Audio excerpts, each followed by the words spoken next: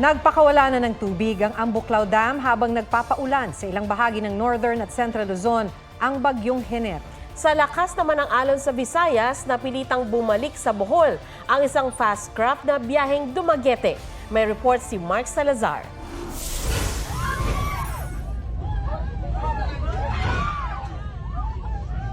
Napasigaw sa takot ang ilang pasahero ng fast craft na yan dahil sa hampas ng malalaking alon. Papuntasan ng Dumaguete, Negros Oriental ang fast craft pero napilitang bumalik sa Bohol. Ligtas ang lahat ng pasahero. Naglalakihang mga alon din ang humampas sa baybayin ng ilang bayan sa Bohol kaya hindi muna pumalaot ang ilang mangingisda. Ipinagbawal ang biyahe ng mga pump boat at malilit na barko mula sa Angasil Port sa Lapu-Lapu City dahil sa gale warning kahapon. Ayon sa Philippine Coast Guard, mahigit 1,000 pasahero ang stranded sa mga pantalan sa Eastern Visayas, Southern Tagalog, Bicol at Western Visayas regions. Mahigit 150,000 ang inilikas sa Western Visayas dahil sa epekto ng habagat na pinalakas ng bagyong Hener, ayon sa datos ng Regional Disaster Risk Reduction and Management Council 6.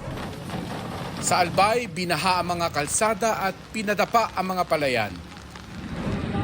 Lumubog din ang ilang bahagi ng Taytay, Palawan kaya nasira ang mga tanim na palay. Bumaha rin sa ilang bahagi ng Metro Manila kaya may ilang pasaherong tinulungan gamit ang rescue boat. Inula naman ng mga taga-Kasiguran, Aurora habang naghahanda sa bagyong Hener. Naranasan na rin ang pag-ulang dala ng bagyong Hener sa ilang lugar sa Northern Luzon gaya sa Ilocos Norte. Kasabay ng paghahanda ng mga LGU at residente sa hagupit ng bagyo, nagpakawala ng tubig ang Ambuclao Dam. Itinaas ng Pangasinan PDRRMO ang red alert status para maghanda sa bagyo. Mark Salazar, nagbabalita para sa GMA Integrated News.